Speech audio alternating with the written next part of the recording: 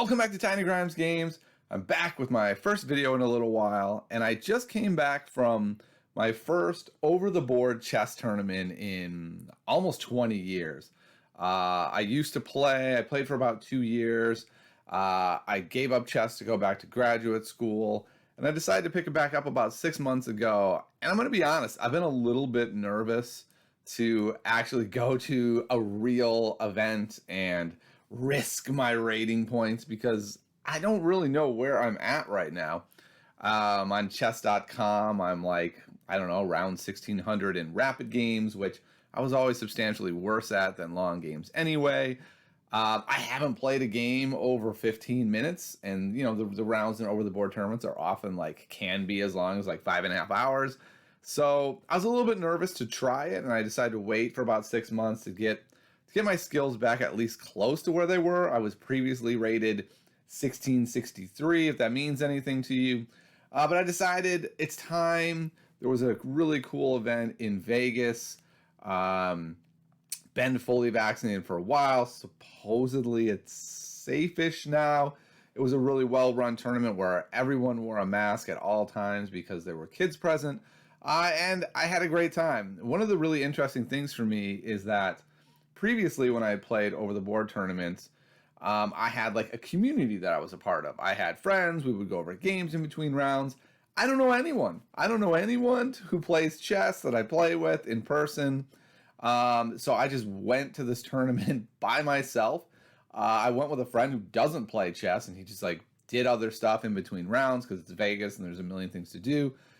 And that was a really cool experience, actually, because instead of being obsessed with chess 24/7, in between rounds, I was able to just kind of chill and go back to a hotel room and relax and go get some food. It was a very different experience than most over-the-board tournaments I'd played in the past that were, these 3-day events where I would play in LA at a 3-day event.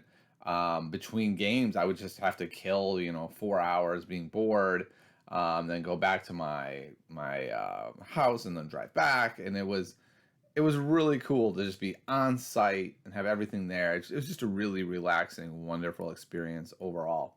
All right, I imagine you're wondering, how did I do? And that's a little bit tricky because what I decided to do was play up a bracket. The way chess tournaments work is they cost more money than you would think, but then they pay out these ridiculously prizes to people who aren't that good at chess, right? You would think only the people who are the grandmaster would win all the prizes, but that's not how it works. So there are different divisions. There's the open section, which is with all the best players, all the amazing players. I was actually tempted to play in that, but I knew I would pretty much lose every single game. I might improve, but there's just the people will be so much better than me. I wasn't sure I wanted to be that demoralized. Also, it costs a lot more for someone as low rated as me to play in the open event, so I decided not to do that. The section I was supposed to play in was the under 1700, so anyone ranked under 1700. If I had played in that section, I would have been one of the better, let me rephrase that, one of the higher ranked players, theoretically having a decent chance to win $4 grand.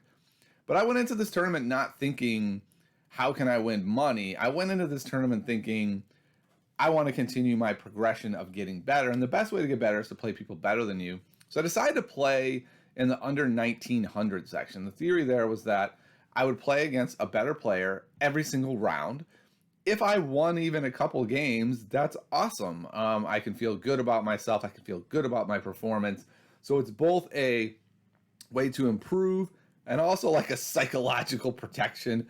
And to be totally honest, even though I say I don't care at all about ratings at this moment, I don't, but I don't really want to throw away the rating points I did have. And I was a little worried that if I played in the under 1700 and lost to a whole bunch of people who are rated around 1500, I would lose, a lot of points that maybe don't reflect my current skill level, but I should be at pretty quick. So I played in the under 1900, and my results were 2 wins, 3 losses, and a draw. And it should have been 2 wins, 2 losses, and 2 draws. I messed up a game. I'll get to that a little bit later today in this talk.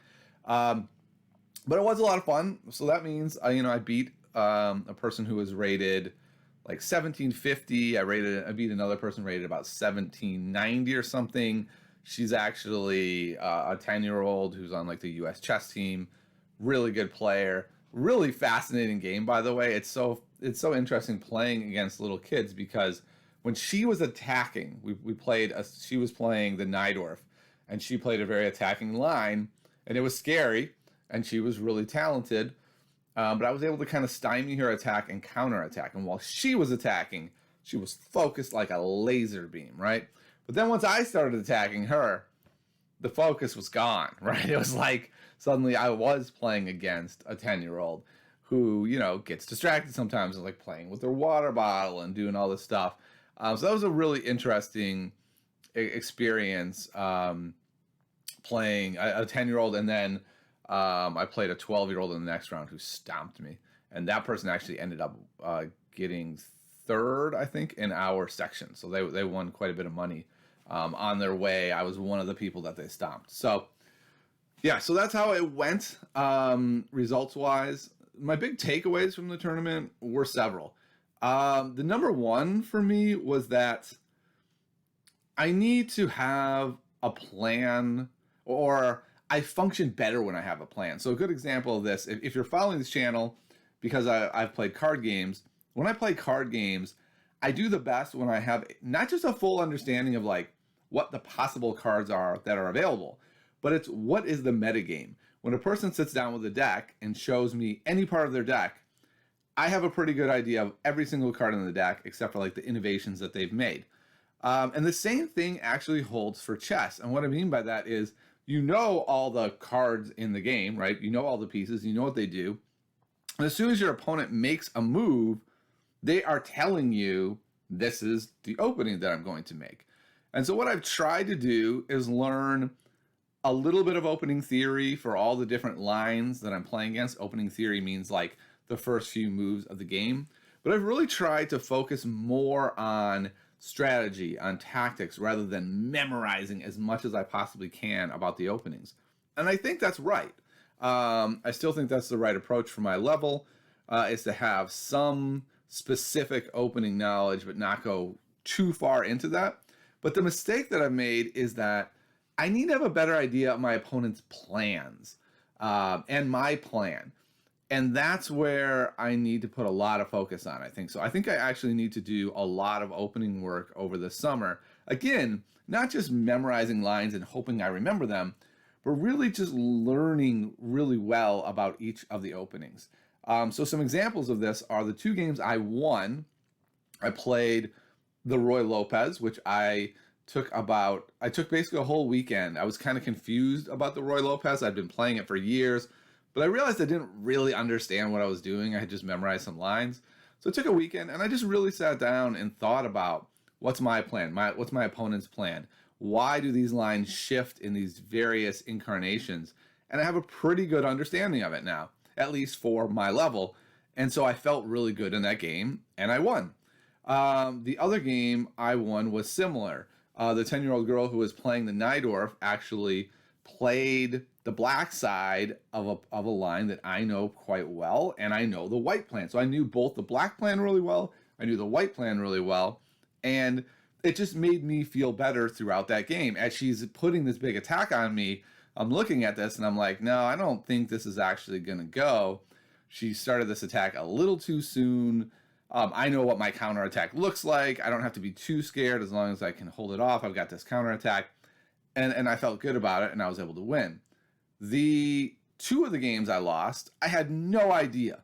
One was against something called the Smith-Morra Gambit, where you're playing black, you're playing the Sicilian, and they give you a free pawn for development. And what I knew going in about that opening was, it's tactical. It gives white a lead in development. That's not that big of a lead, and I've held it plenty of times in Blitz just by playing sort of natural opening moves. But I didn't really understand like the ordering of the moves or anything. And somehow in a slow game, I just didn't play it well at all. And I was dead on like move 4. My opponent didn't play the best move on move 4, and it's funny, afterwards we talked about it. He's like, I don't know why I didn't just do that. Like, I knew that that would womp you, but I decided to go for this other thing instead to try to womp you even more. And it was a slaughter, don't get me wrong. But that was an interesting moment for me. And then the other move is this game right here in front of us. It's called the Scandinavian, where the way it works is the opponent immediately contests the center, and we end up with something like this. And if you know anything about chess, this is a big no-no, right? You don't just like bring your queen out and move it a couple of times and let your opponent develop pieces on your queen. Like, that doesn't make any sense at all. Why would you do that? And normally that's right. Like, that would be like, I would never tell my daughter she should play this opening, just because it sort of violates those principles and she's still learning the principles of openings. But it's a very solid opening. It holds. It's fine. And what I knew about it going in was this. It's not a bad opening, but it's not a great opening for black. It lets white sort of have the initiative, get a little lead in development. It doesn't fall apart. It's pretty solid, but it's not scary either. Now, that's fine. Like, I know not to panic, and I also know not to think like, yes, I've got them. But it's not a plan. That was just like a base evaluation that this is not a bad nor a great opening. That is not a plan, right? And as the game progressed, I realized I have no idea what I'm doing. I'm just like developing pieces and doing stuff. And my opponent was amazing after the game. This might have been my favorite part about the tournament. I had all these great conversations after the game. We would play the game, then we would go into another room, and we would talk about the game. We would go through move by move. And this opponent explained to me sort of the plan of the Scandinavian and what he was trying to do, and how a lot of my moves were just sort of like pushing him to do his plan. I was like, haha, I'm going to reroute that piece to a worse square. And he was like, it might look like a worse square, but it's actually what this opening is trying to do. And it just reminded me so much of playing a card game and like not understanding the meta, right? And just being like, haha, I am doing this thing. And they're like, this is what my deck is built to do. Thank you very much. And so that is the biggest takeaway for me, is that I need to spend a pretty serious amount of time going through each of these, starting with the openings I don't understand at all. French. The French I don't know anything about, right? I know what I do against the French, but I don't understand what the French is up to. I don't really understand what its plan is. I don't understand what my plan is supposed to be. I've just memorized a couple of lines that get me into a reasonable-ish middle game that hopefully I can piece out. The Caro-Kann is another one that I don't understand that well. The Scandinavian, which is this opening here, I don't know that at all. And there are piles of other, especially variations of Sicilians, that I need to really just be thinking about, like, what is their plan? So that's the number one takeaway for me. The number two takeaway is a tough one. It's that I don't do a great job of deep calculation and analysis. And I'm gonna show you what I mean here. Oh, right, I already put all the arrows in here. That's unfortunate. Okay, so we get this game where we're near the end, and we're right here. Starting here, my opponent comes in and moves this knight and takes this knight. The game's totally even. I can take back with either this knight or this king, and I start calculating. And really, I'm feeling pretty lazy here. This is the last round of the tournament. We've both been moving towards a draw. We've been trading out the pieces. It's been a long event. We can both tell we want to draw. And in fact, I asked my opponent after this, I was like, I almost offered you a draw here, but you're rated 200 points above me. And sort of like the unwritten rule is, like, you don't pester the higher rated opponent by offering them a draw. They will offer you a draw when they think it is a drawn position. It's sort of rude to offer when you're lower. I'm not that much lower rated, so it's probably fine. And he just kind of laughed, and he's like, oh, I would have definitely taken a draw here. This is definitely a drawn position. And it's not like a draw. So this is another conversation. I was talking about this with a friend of mine who's rated like 1,000. And he was like, what? I never do draws. And it's like, yes, I get it, right? Like, when you're 1,000, literally anything can happen. And still, even at 1,700, anything can happen, but it's less likely to, right? But the bottom line is I have a choice here. How do I want to take this? And I did a super lazy set of calculations. The first calculation I did was this. If I take here, then that's going to be annoying because they're going to end up pushing. And when I take and they take, there's going to be a discovered attack here. And I don't really want that. That was basically the length of my calculation, right? There wasn't like some deep calculation of like, well, what would that lead to? It was just a really simplistic one. So then I calculated the other way, which was the variation that I wanted to do. And I thought if I take, they push, I take, they take, then I'm fine. Because there's so many things here, so I'm going to make a move. That when I go here, I have to keep defending this guy. This knight is going to be able to pop into here, but he's also going to then be hitting this pawn, right? But that's not a big deal because we can just slide the rook over, attack him. He'll have to move. By the way, he doesn't have a lot of squares, and then we're going to be hitting this pawn. But I'm not just going to move here because, as you see, that would lead to a fork when the knight hits that square. But I can do something amazing. What if I just long castle? If I long castle, not only am I protecting this knight, I'm now contesting this open file. Everything is golden. There is a huge problem here, though. This knight comes in. That's no problem. I'll move up. And then, remember, when I was calculating, this rook wasn't here. He was still over here. So I didn't see that this was going to be a fork. And the reason I didn't see that is not because I'm bad at calculation. It's because I took like 30 seconds. And I just kind of went, okay, let's go back to the position. I went like this. Well, I think this would be bad to be pinned. So I'm not going to do that. We don't really need to calculate that anymore. And then I spent 30 seconds calculating the other thing and said, that's fine. And now you might be thinking like, well, it was near the end of the game. You've got a good excuse there. You're running out of time. I had an hour. I had literally 1 hour on my clock. I could have spent all the time in the world. And I didn't because I was lazy.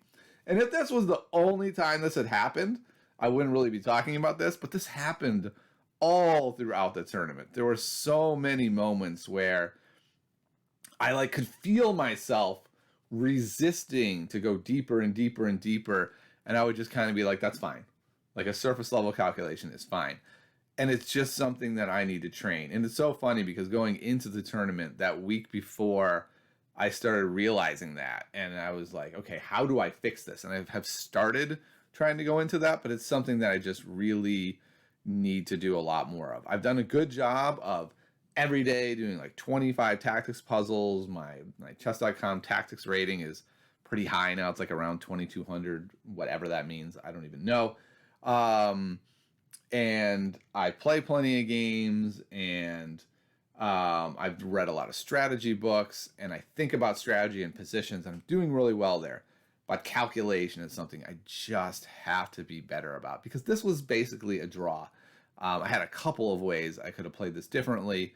I played it like the worst possible way. It was basically just an instant loss the way I played it, which was just really frustrating that I lost basically just on a lack of calculation. So that was really annoying. So that's another really, really huge takeaway for me.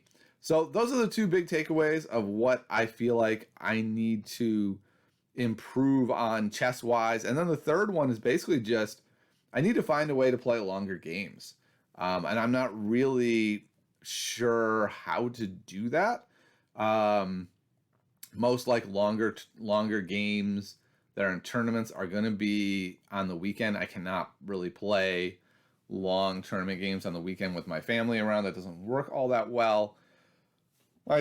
My young daughter is not up for long games. She's still, in the early stages of learning how to play chess. So I don't really know how to fix that one. I think it's just going to have to be like scheduling games with random people online. Like I said, I don't have a community that I'm a part of right now. And I think that's sort of the fourth takeaway is that I need to find a chess community that I can be a part of, that I can have people grow with, that I can see at tournaments and have people to talk to. A great example of this is a huge, from my perspective, a really embarrassing moment. This is the most embarrassing moment of this tournament. There's a really famous chess YouTuber. His name is Levy Roseman. He's great. I recommend him to everyone I know who's starting chess. I think he's amazing, especially for newer players. He does such a great job breaking stuff down. So if for some reason you haven't heard of him, go check out his channel. But he was in line at Starbucks. And I just walked up. I was walking by and I stopped. And I was like, oh, it's Levy. And in my mind, I'm thinking like, it's my pal Levy. I've seen his videos a million times and he's so personable. We're friends. We aren't friends. Levy doesn't know who I am. And I just call up to him like, hey, Levy, how's it going, Levy? And he's like, he's on his phone. He was very nice. And he was just like, fine. And that's when I realized we're not friends. And I kind of froze and was like, how's your last game? And he's like, good. I won. Which, by the way, he puts out a recap every night. And this was in the morning, so I should have known that. And I was just like, all right, have a great one. And you might be thinking like, okay, that's not that embarrassing. But like, I live in Los Angeles and I see hundreds of celebrities, right? And I never bother them, right? It's like, it's one of the things I believe in is like, just let people live their lives. I don't know that person. So it was just funny to me that I'm so desperate for a chess community that I saw a person I knew that played chess and I was like, I'll talk to that person. And then kind of realized like, I don't actually know that person at all. All right. Well, that was my first over the board tournament back. I would love to play some more. Los Angeles still not really open for this kind of stuff. It looks like there's something at the end of June that's a big event, or maybe it's end of July. I'll have to look that up actually. In Irvine, which is tough because it's like far enough away that I don't really want to do the drive there and back every day. It's kind of exhausting. But then again, I don't really want to do another tournament where I'm in a hotel and my family's like, what are you doing? So that one I'll have to figure out. But I'm looking forward to playing some more over-the-board tournaments locally as Los Angeles opens up some more. And I guess until then, it's just going to be trying to fix the things that I identified as takeaways, working on deep calculation, working on my opening plans, and finding some people to train with. So maybe you're one of those people. If you are, contact me. And hopefully you enjoyed this video. And I'll see you next time. Tanagrams Games.